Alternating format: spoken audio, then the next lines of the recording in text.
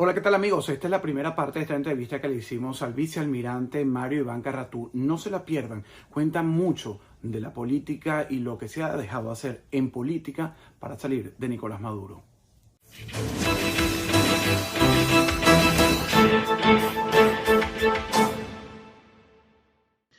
Hola, ¿qué tal amigos? Gracias por estar nuevamente en mi canal de YouTube. Soy Alejandro Marcano Santelli, para el que no me conoce. Bueno, esta entrevista la tenía planeada hacer porque como no es un medio tradicional en el que suelo trabajar, sino es mi canal de YouTube, que veo que está creciendo y la gente hace exigencias.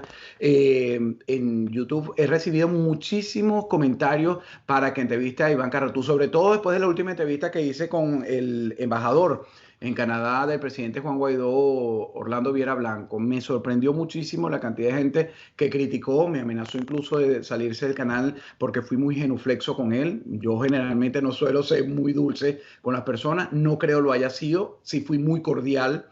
Porque al fin y al cabo, él no es el presidente encargado, él trabaja para el gobierno interino, pero bueno, le hice preguntas muy incómodas en torno a su entorno, valga la redundancia. Pero bueno, he cumplido la petición de la gente, muchos siguiéndolo, sobre todo que han creado un movimiento, yo creo que un poco más de un mes, Vanguardia Ciudadana, pero vamos a comenzar desde el principio. Como lo decía ya la presentación, vicealmirante, eh, quiero hacer preguntas incómodas porque la gente quiere escuchar qué es lo que está pasando realmente, porque sigue nuestra gente muriendo, sigue nuestro país padeciendo de falta de gasolina, que agudiza muchísimo más todos los demás problemas, pero vemos un gobierno interino de Juan Guaidó que no hace nada, parecen acomodados, parecen cohabitando y sospechando muchos que nos van a llevar a unas elecciones que por supuesto enfrían todo y retardan la salida del dictador Nicolás Maduro. En primer lugar, ¿cómo describe a Guaidó el día de hoy, a su equipo?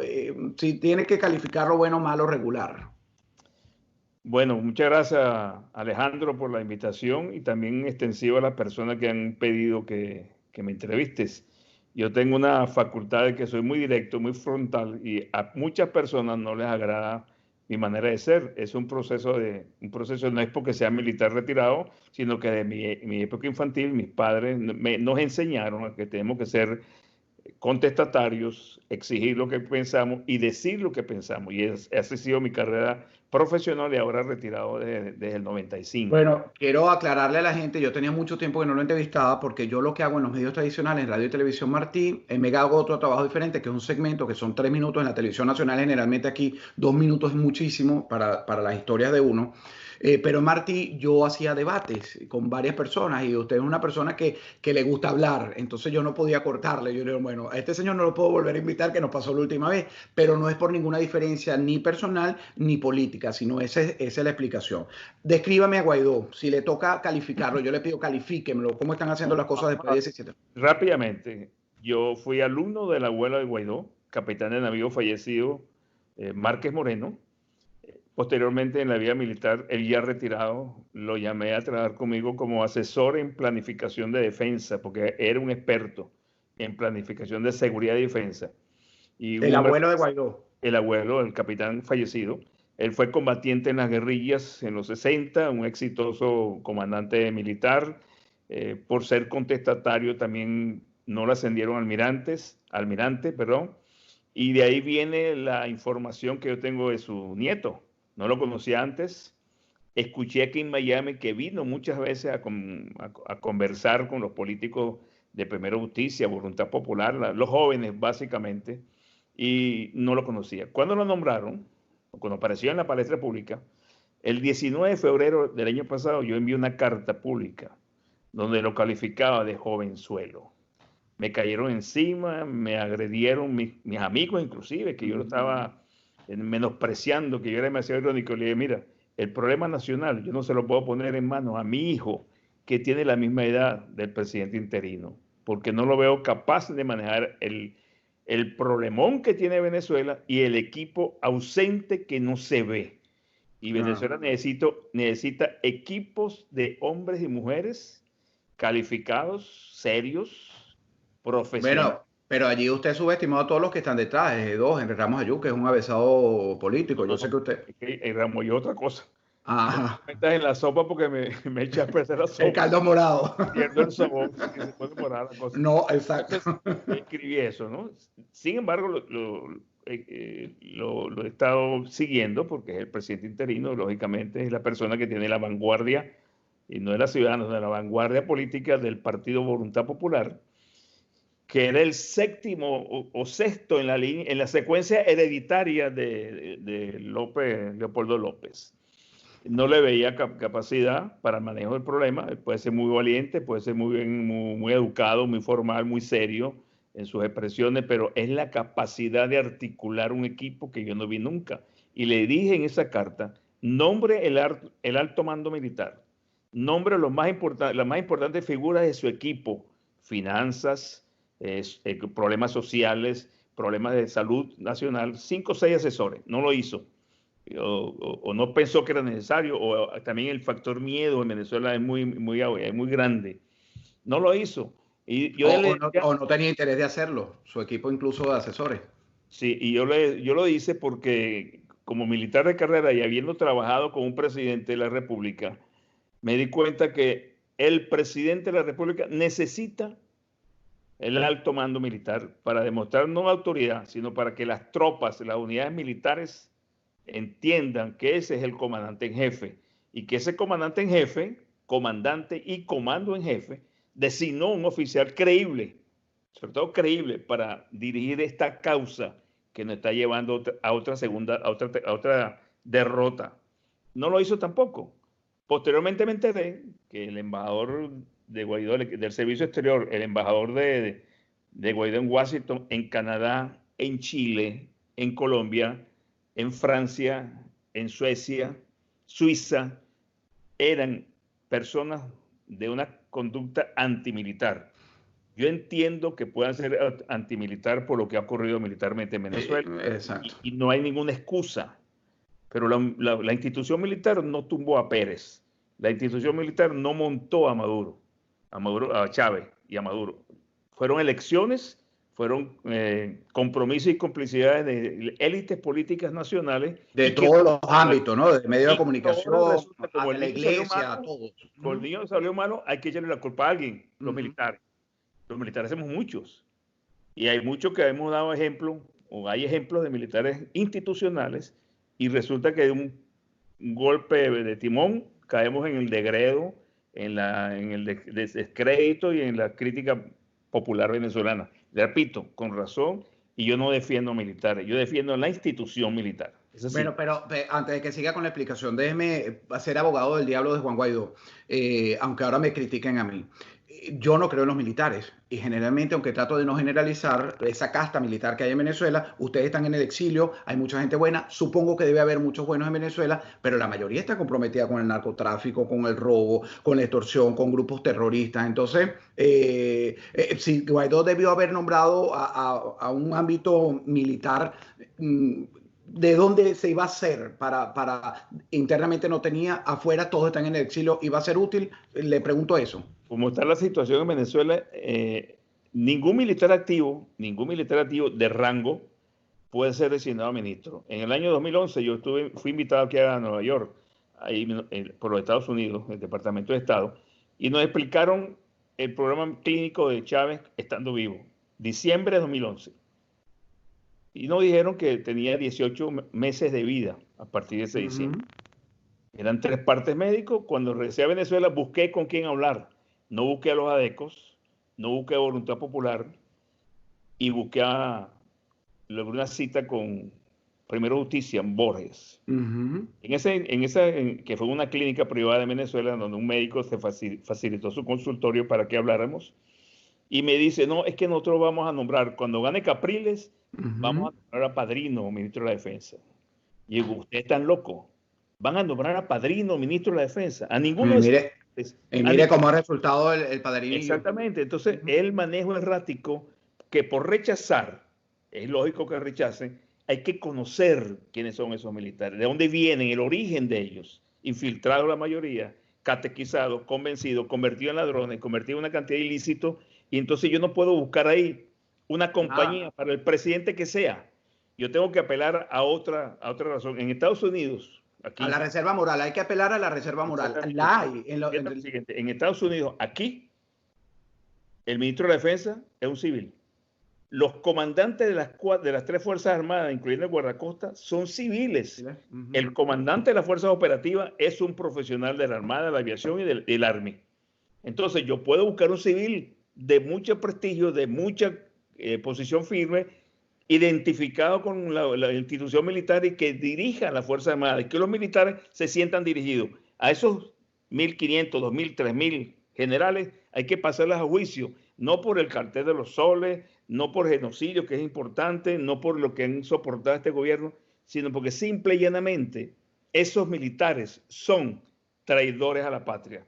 Y yo no puedo seguir en un país demócrata o que busca la democracia y la libertad, claro, manejarme con traidores. Tiene que sacarlos del juego. Legalmente, la Asamblea en este momento, desde el 2015, ha podido legislar en materia institucional de los militares y no lo ha hecho. No han tocado a la Fuerza Armada, no han tocado a las milicias que eran anticonstitucionales. Entonces yo me pregunto, bueno, y entonces esa Asamblea, compuesta por políticos escogidos por el pueblo, que saben que uno de los pilares importantes o el más importante para sostener este gobierno son los militares, legislen en función militar, creen leyes que no sean aplicables en el momento, pero esos militares van a ver que hay un concepto legal institucional que los va a agarrar a ellos. Y no es que le dé miedo, sino que sepan a qué se van a tener posteriormente. Y cuando yo hablo de militares a tenerse personalmente, es también involucra a la familia, porque los militares tienen esposas y tienen hijos, y ellos están sufriendo lo mismo que todo el resto de la población. No pueden ser privilegiados. Vuelvo al tema del alto mando militar. Él ha podido nombrar un civil en Venezuela y pide apoyo a los Estados Unidos para que sea protegido. Así como él está protegido y como está protegida María Corina, con una caución, una orden cautelar de evitar daños físicos y morales a esas personas, él ha podido pedir a varias personas de su equipo de gobierno, a los Estados Unidos, a las Naciones Unidas y a la OEA, protección internacional, que sean intocables. Y los nombres, si no, los nombres que hay en Miami, ellos se la pasaban aquí antes. Y aquí puede conformar un equipo, el que él quiera, y le pide protección, y desde aquí legisla. Los medios de comunicación son mundiales, unen todas las fronteras. Claro, y las plataformas de las redes sociales también pueden unir y pueden... Es una tecnología a la mano de los gobiernos y a la mano de los ciudadanos. Entonces resulta que se ha quedado corto, y mi evaluación puede ser que esté incorrecto, puede ser la apreciación que tengo yo por varias informaciones que manejo. Él depende y trabaja para Leopoldo López, para la candidatura de Leopoldo López. Voluntad Popular es un partido con nombre y apellido, pero Justicia. Bueno, entonces, aquí no hay dudas de eso. De hecho, el 30 de abril del año pasado fue un movimiento para liberarlo. Yo ayer le preguntaba a Orlando Viera Blanco, yo le digo, ¿usted hubiera trabajado con ese gobierno donde estaba Vladimir Padrino López, Michael Moreno del TCJ, que es acusado de narcotráfico? Él me le evadió porque es muy inteligente, muy habilidoso, pero yo creo que el movimiento no fracasó. El movimiento logró sacarlo a él, pero lo que querían era elevarlo como figura política, que al final es quien está detrás, Lilian Tintori, el padre y todo el grupo detrás de Guaidó, los que gobiernan. Eso es lo que nos ha demostrado todo esto en estos últimos meses. Pero ¿cómo se lo explicamos a la gente? Usted que es militar, usted que tiene más interacción con estos grupos políticos y militares, para que la gente termine de entender que quien está o pretende llevar a unas elecciones es Leopoldo López y no Juan Guaidó.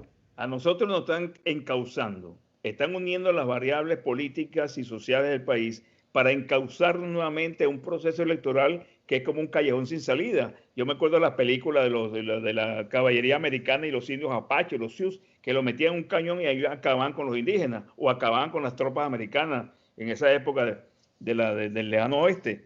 Eso es lo que ha ocurrido siempre. Nos han llevado, y al final, unión. Únanse, y nos unimos, porque los venezolanos han ido a votar, a decidir. Hemos hecho de todo lo que nos han pedido, hasta puesto nuestro pecho para que nos maten en pro de la libertad. Marchas, un plebiscito en julio del 2016, una cantidad de cosas, más el sufrimiento. Tú le ves la cara a los venezolanos y ves las arrugas de la vejez prematura y del hambre, de la miseria.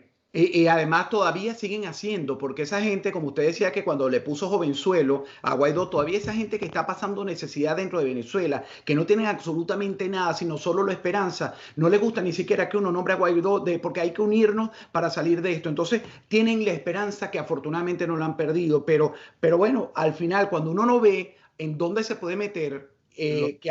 Ajá. el pueblo, discúlpame, el pueblo venezolano tiene dos características muy importantes: nobleza como pueblo, y también está desesperanzado o está buscando. Es como lo que llamo yo el efecto náufrago. Cuando una persona cae al agua y sabe que la vida está en peligro, se agarra a lo que sea, De lo a que lo que le sea. presente, un palo, un muerto flotando con un salvavidas, un pedazo de puerta, un tobo, lo que flote.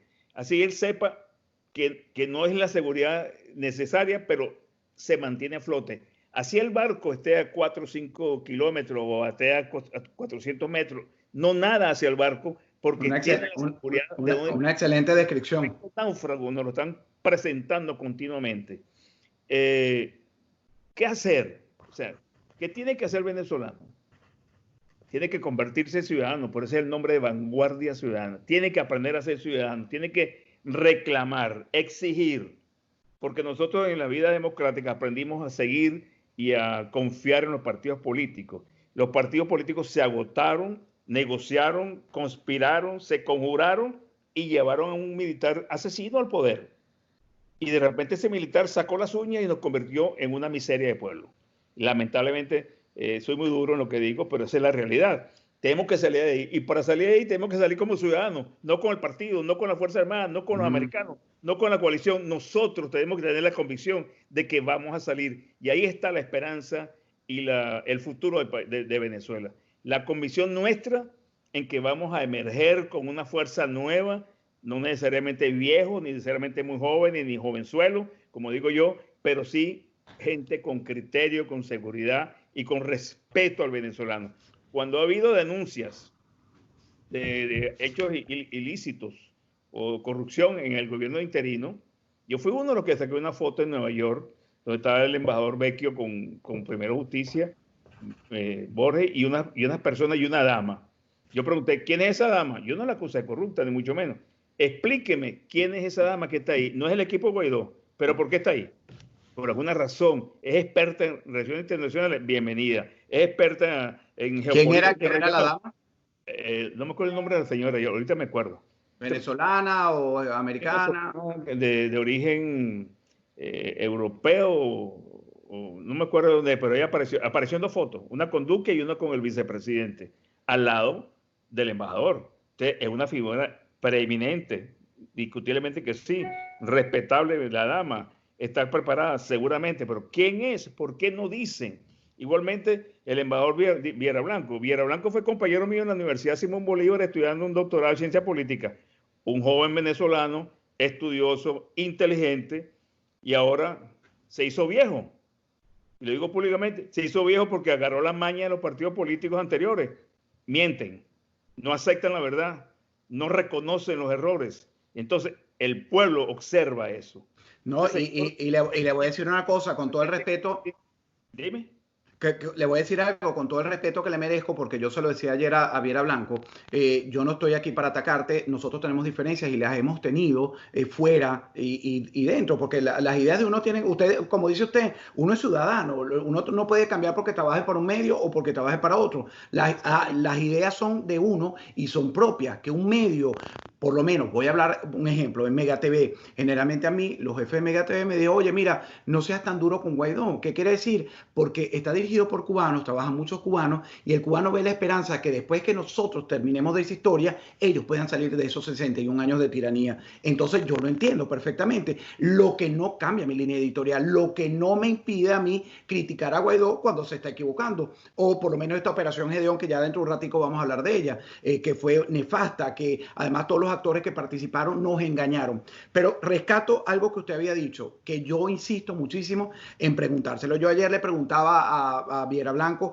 por Lilian Tintori, yo les perdí credibilidad cuando salió embarazada, cuando gritaba desde afuera de Ramo Verde que estaba aislado, que no lo dejaban. Entonces yo ese día, perdone, dije, esta gente no nos está jugando limpio. Esta gente con lo de Noruega, no vamos a negociar, negocian, no vamos a hacer esto y lo hacen, no vamos a pagar los bonos, los pagan, nos mienten. ¿Por qué? Porque este interinato jovenzuelo, porque me encantó la palabra, está empeñado en mentirnos. ¿Qué persiguen con la mentira? Seguir engañando a los ciudadanos venezolanos que ¿Para con la qué? esperanza y la necesidad de salir del problema están viendo ahí una esperanza, que sí puede estar la esperanza, pero si reorientan su gestión política de captar la voluntad de los venezolanos y la credibilidad que se ha perdido en el sector político y rechazado automáticamente a otros sectores nacionales, institucionalmente hablando. El sistema jurídico venezolano también deja mucho que desear. Los poderes, el poder sobre el Tribunal Supremo de Justicia. Entonces, se me olvidó la pregunta, me disculpa. No, ¿por qué mienten? Por qué están mintiéndonos? Yo creo, usted explica eso, pero la mentira es para la cohabitación, la mentira es para mantenernos en este status quo y ser como los cubanos, o el pueblo cubano que está sometido a 61 años, entonces tratando de luchar, tener una serie de... Ahí te respondo a mi manera, ahí hay un proceso de mercado.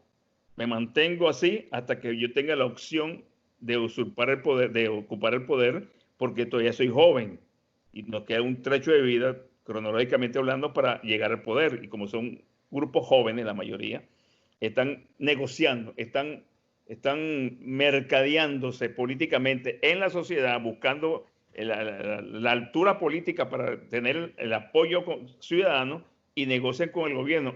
Ahí tiene que haber dinero, porque una de las cosas que yo aprendí en el último cargo, el único cargo que tuve en el sector civil, que fue en la Casa Militar, cómo se negocia. Y se negocia con dinero. No se negocia con principios, ni se negocia con... Dinero que pasa limpio en efectivo y que no se rinde cuentas porque nadie sabe, no pasó por un banco ni nada, ¿no? ¿Es así? Exactamente, exactamente. Dinero en efectivo, partida secreta algunas veces, aporte de empresarios indirectamente, aporte de otras personas en bienes y servicios. Entonces ahí se maneja, inclusive las leyes se aprobaban, porque al gobierno del presidente Pérez, no quiero entrar en eso, pero le negaron muchas leyes. Era porque Miguel Rodríguez, que era la cabeza del paquete económico, del cambio económico, no negociaba. Él le decía en mi presencia, de todos, ok, explíquenme una manera diferente de abordar el problema. Yo hago lo que ustedes me recomienden. Me refiero partidos, líderes políticos, líderes empresariales, Fede Cámaras, CTV, algunos miembros del alto mando militar. Eran los primeros sábados de cada mes que sea esa reunión del presidente toda la mañana. Y les explicaba todo y nadie hablaba. Todo el mundo callaba la boca. O sea, sin expresar ningún malestar o aprobar esa línea política. Pero por detrás, los medios de comunicación en alguna forma, las fuentes de que cubrían Miraflores, pues yo se lo decía a los periodistas, oye, pero eso no es la verdad que dijo el presidente, esa es la verdad periodística de ustedes. Me dicen, no, Carratú, es la línea editorial de mi medio. Del canal. Es como yo tengo que llevar la noticia y como ellos la editan y la proyectan. No somos nosotros, es la línea editorial. ¿Quiénes eran? Los dueños de los medios. ¿Quién es la imagen de la Fuerza Armada? El alto mando militar. Ese alto mando militar tenía graves fallas y por eso es que ocurre la conspiración, o sea, la conjura, y llega a ese nivel, porque no se hablaban. Yo le decía al presidente, ¿cómo es posible que el alto mando militar no se hable entre ellos mismos? Haya discrepancias en su equipo militar, la política militar es de ellos, ella es la imagen suya en las Fuerzas Armadas y están con discrepancia. Entonces es una ruptura que ocurre en todas las instituciones venezolanas y nos llevó a este desastre. Entonces ahora, ¿quién es la persona que nos puede llevar, o la institución que nos puede llevar a retomar el rumbo hacia la libertad? Porque no es la democracia, no es el Estado de Derecho, que no existe, no son las instituciones porque están dispersas y destruidas. ¿Quién es? Más bajo. El ciudadano. Es lo que queda. Entonces hay que rescatar la fuerza y la voluntad del ciudadano para que se exprese, no por el partido, no por fanatismo, no por intereses, es por la libertad de Venezuela, es por el futuro, el presente y los hijos que van a venir más adelante. Hacia las generaciones. El ciudadano que no ve eso, porque está sumido en su problema, le pasa un medrugo de pan y lo acepta. Le pasas un vaso de agua contaminada y la acepta. Le das, fíjate, yo estoy trabajando, un ejemplo que voy a poner a las personas que me escuchan, yo estoy trabajando en una licorería y ayer a mí me correspondió por turno hacer un delivery de mercancía. Cuando llevo la mercancía a una residencia aquí privada, cuando entrego el paquete, me dan $5 de propina. La mitad de $5 es mi pensión. Imagínese. Yo ya recibí 2 veces mi pensión, o sea, 2 meses de pensión, solamente por llevar una encomienda, un paquete, y me dieron una propina. Y bueno, así somos de pobres. 2 meses de salario mínimo de millones de Entonces venezolanos. resulta que no nos damos cuenta en la miseria que hemos caído por ser obsecuentes y consecuentes con las personas que no nos han dicho la verdad. Porque lo más grave de todo es que no dicen la verdad. Y yo no estoy ávido de que me digan la verdad. Escucharla. Yo también. Vicealmirante, vamos a hacer una pausa. Se pasó rápidamente estos primeros 25 minutos, pero quiero que en la otra parte hablemos de la Operación Gedeón, de esa verdad que yo también la quiero escuchar, que estamos haciendo este trabajo así como lo hace usted. Vamos a hablar de vanguardia ciudadana, que queremos que la gente despierte, se le quite ese velo de que los partidos políticos, los mesías, son los que nos van a sacar de esta situación. Comparto con usted esa idea. Volvemos enseguida. Gracias.